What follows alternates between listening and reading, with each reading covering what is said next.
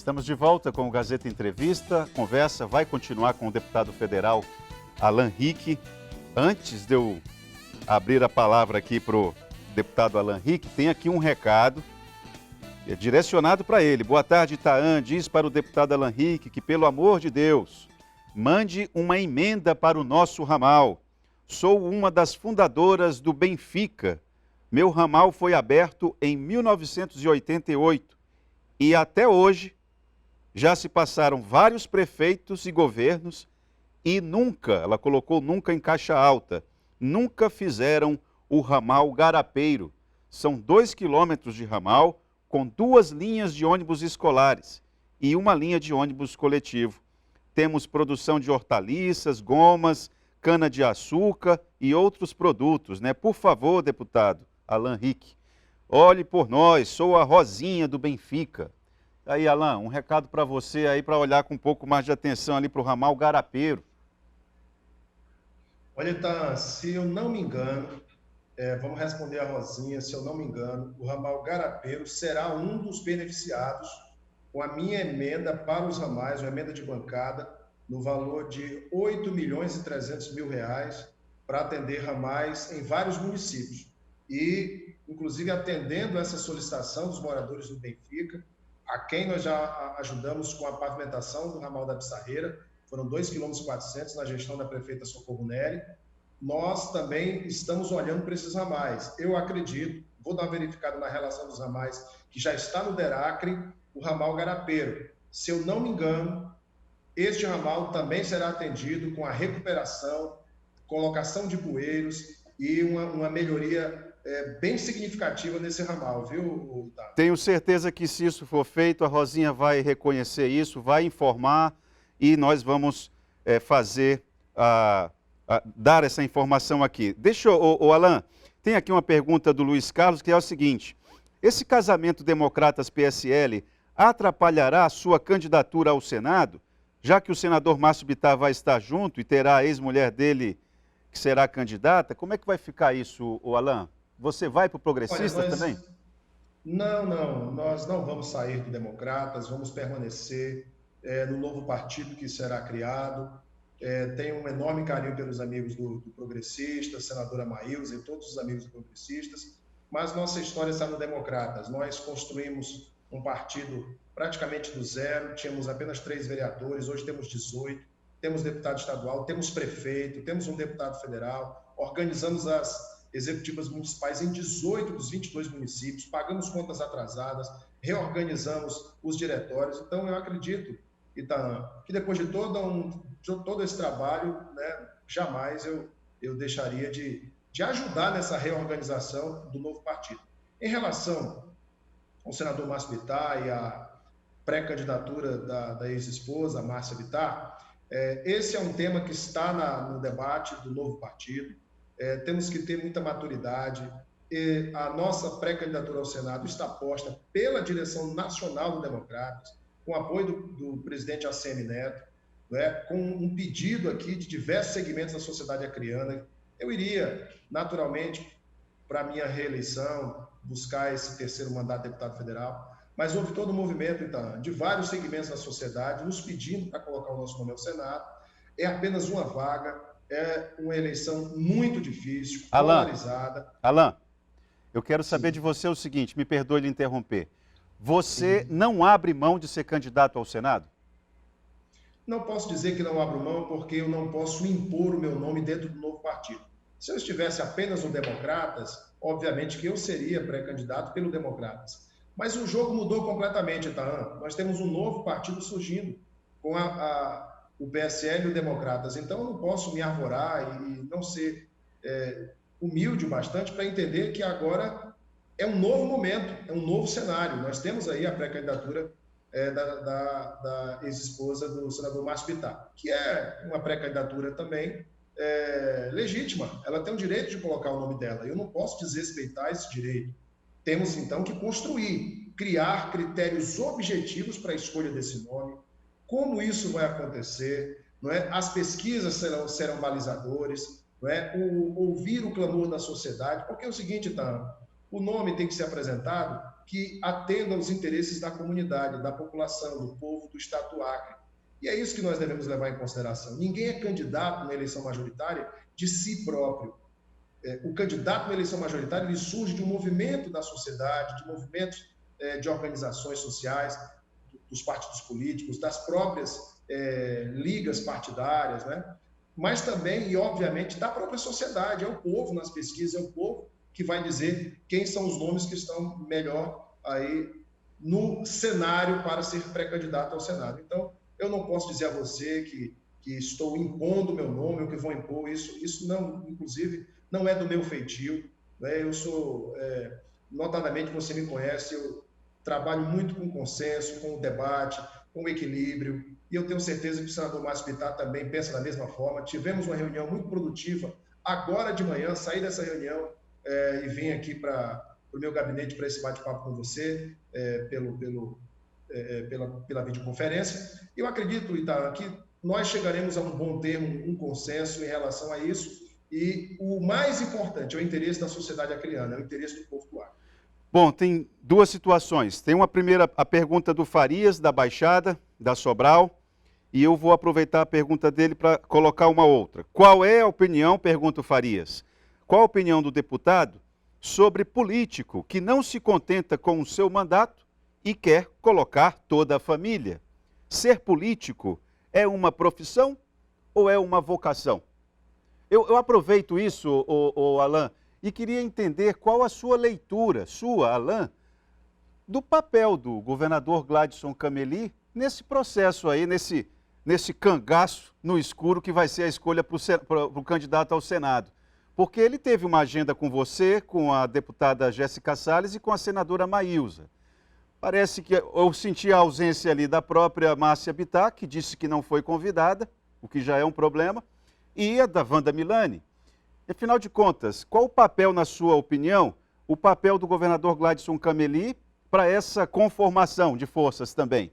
Mas essa pergunta do Farias aqui, eu queria que você começasse a resposta por ela, Alain. Tá. O Farias coloca um ponto importante, que é uma decisão que cabe exatamente ao eleitor. O eleitor faz a sua leitura do cenário, ele observa quais são os interesses em jogo e faz a sua escolha.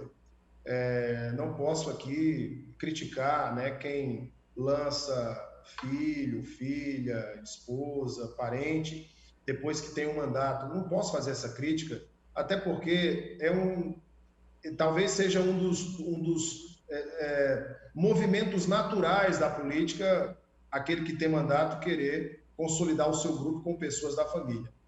Eu não fiz isso até hoje nos meus mandatos, não tenho candidatura de esposa, de mãe, de filho. Meu filhinho tem só 6 meses de idade, mas também não quero nem que ele siga a carreira política, eu prefiro, é bastante cansativa e dá muito cabelo branco, e eu espero que, obviamente, a população faça a leitura, sabe, Itaã?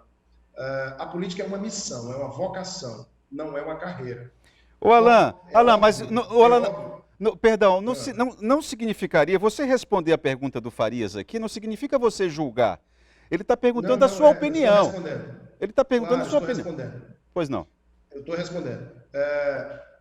Como te disse, essa leitura o eleitor faz e ele tem o direito ali na urna de votar ou não no candidato, né, que tem seus grupos familiares. Eu não faço essa crítica. Entendo que existem hoje muitos, né, políticos do Acre que têm seus familiares na política, portanto não sou eu que vou apontar o dedo. Eu acho que é uma vocação. Às vezes você tem na família alguém muito vocacionado também, não é porque é parente que vai deixar de ser. Mas também tem o outro lado de apenas criar um grupo familiar. Isso acontece também e é ruim para a política. E o Farias tem razão na sua crítica, né? Mas tem os vocacionados, tem aquele filho que aprendeu com o pai, tem a companheira, a esposa, o companheiro, o esposo que está vendo o trabalho e quer participar e tem interesse. Eu não vejo problema nisso. Agora, o eleitor tem que fazer a leitura e entender se é realmente um grupo que queira o bem do seu estado, da sua cidade, ou se são apenas interesses pessoais em jogo. Essa leitura quem tem que fazer é o eleitor, e o eleitor, no final das contas, tem razão quando ele faz a sua escolha. Agora, a outra pergunta, né, Ita, se me refresca a memória, o papel do governador Gladson, né? Exato. Eu acho que o Gladson tem que ser um grande árbitro nisso daí. Ele tem que avaliar a conjuntura político-eleitoral, porque é o segundo mandato dele que está em jogo também. São vários aspectos que ele tem que observar. Viabilidade eleitoral, mas o trabalho de cada um, a fidelidade de cada um.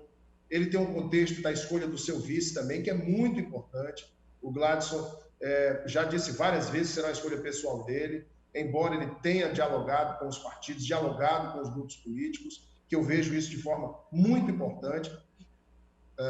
O Gladson tem que ser o árbitro. E o árbitro, ele não pode tomar partido para nenhum dos lados. Ele tem que compreender o momento, fazer a leitura realmente da viabilidade, do contexto da sociedade, o que o povo está querendo, o que as pessoas estão demonstrando nas pesquisas e fazer essa arbitragem da forma mais correta possível. Claro que há os interesses político-partidários, um vai ficar chateado, outro vai ficar magoado e outros vão ter que compreender, né? Não é fácil ser governador. Não gostaria de estar na pele do Gladson para fazer essa escolha, mas vai caber a ele muita maturidade e ser um bom árbitro para entender, né, que seus apoiadores, tanto o vice quanto o senador que comporá a sua chapa, tem que estar em conformidade com o desejo da população do Acre, os anseios do eleitor, que isso realmente é que faz toda a diferença no final. Alan, você poderia cometer a ousadia de adiantar aqui no Gazeta Entrevista qual seria um critério que você, Alan Rick, ficaria muito chateado se o governador Gladson Cameli, nessa arbitragem, para usar um termo que você usou, ele não obedecesse? Olha, eu acho que o Gladson tem que obedecer o principal, que é o anseio popular, são as pesquisas. Esse é um critério que eu acho muito importante. Ouvir a comunidade, ouvir os anseios, principalmente das organizações sociais. A partir daí, formar uma opinião. Claro, eu preciso ouvir os partidos, ouvir a Assembleia Legislativa, que tem papel fundamental nisso, ouvir os prefeitos. É importante que os prefeitos nos seus municípios vão ter também uma leitura do panorama político naquele local.